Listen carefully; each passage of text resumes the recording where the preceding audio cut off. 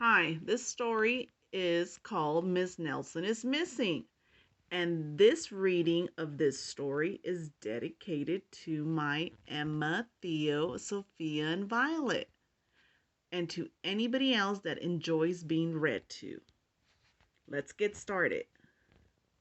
Miss Nelson is Missing by Henry and illustrated by James. The kids in room 207 were misbehaving again. Spitballs stuck to the ceiling, paper planes whizzed through the air. They were the worst behaved class in the whole school.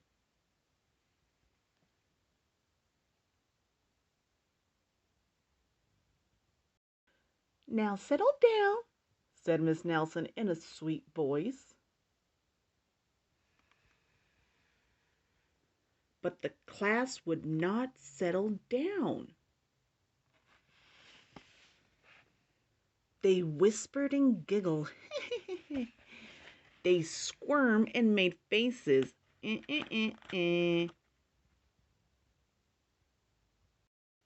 They were even rude during story hour.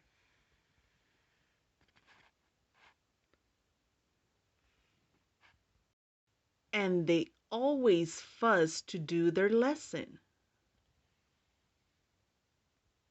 Oh no. Something will have to be done, said Miss Nelson. The next morning, Miss Nelson did not come to school. Wow, yelled the kids. Now we can really act up. They began to make more spitballs and paper planes. Today, let's just be terrible, they said. Not so fast, hissed an unpleasant voice. A woman in an ugly black dress stood before them. I'm your teacher, Miss Viola Swamp. Where's Miss Nelson? Asked the kids. Never mind that, snapped Miss Swamp. Open those arithmetic books. Miss Nelson's kids did as they were told. They could see that Miss Swamp was a real witch. She meant business.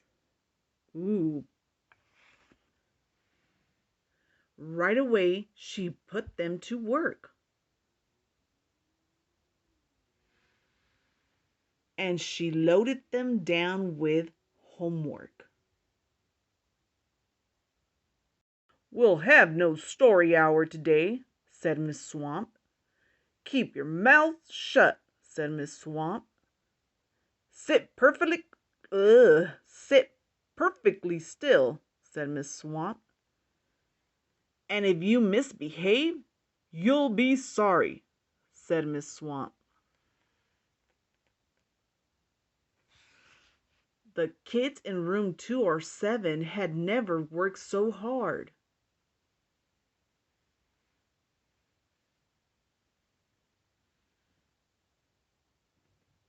Days went by and there was no sign of Miss Nelson.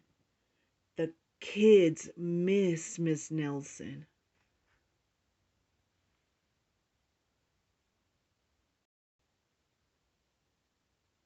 Maybe we should try to find her, they said. Some of them went to the police.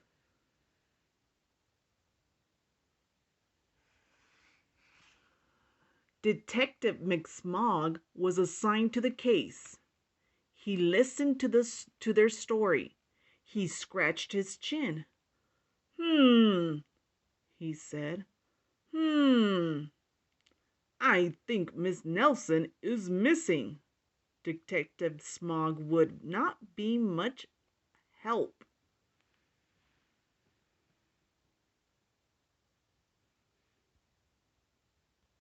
Other kids went to Miss Nelson's house. The shades were tightly drawn and no one answered the door. In fact, the only person they did see was the wicked Miss Viola Swamp coming up the street. If she sees us, she'll give us more homework. They got away just in time. Maybe something terrible happened to Miss Nelson. Maybe she got gobbled up by sharks, said one of the kids, but that didn't seem likely.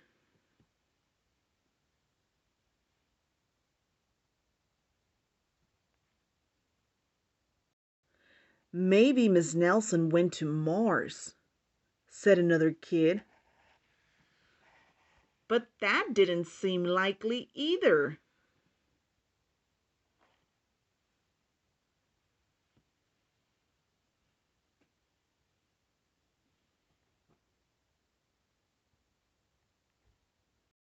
I know, exclaimed one know-it-all. Maybe Miss Nelson's car was carried off by a swarm of angry butterflies, but that was the least likely of all.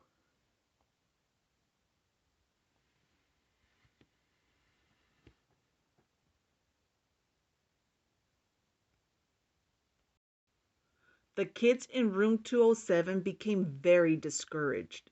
It seemed that Miss Nelson was never coming back, and they would be stuck with Miss Viola Swamp forever.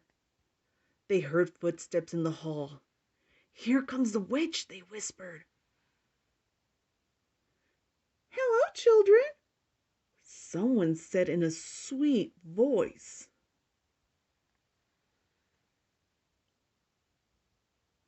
It was Miss Nelson. "Did you miss me?" she asked. "We certainly did," cried all the kids. "Where were you?" "That's my little secret," said Miss Nelson. "How about a story hour?" "Oh, yes," cried the kids. Miss Nelson noticed that during story hour no one was rude or silly. "What brought about this lovely change?" she asked. "That's our little secret," said the kids.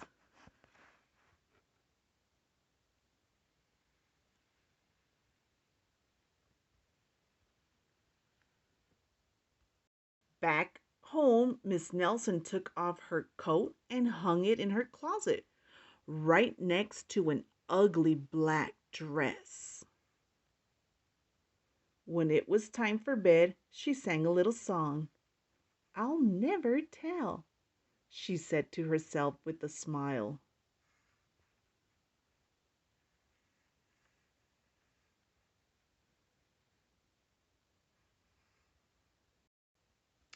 P.S. Detective Smog is working on a new case. He is now looking for Miss Viola's swamp.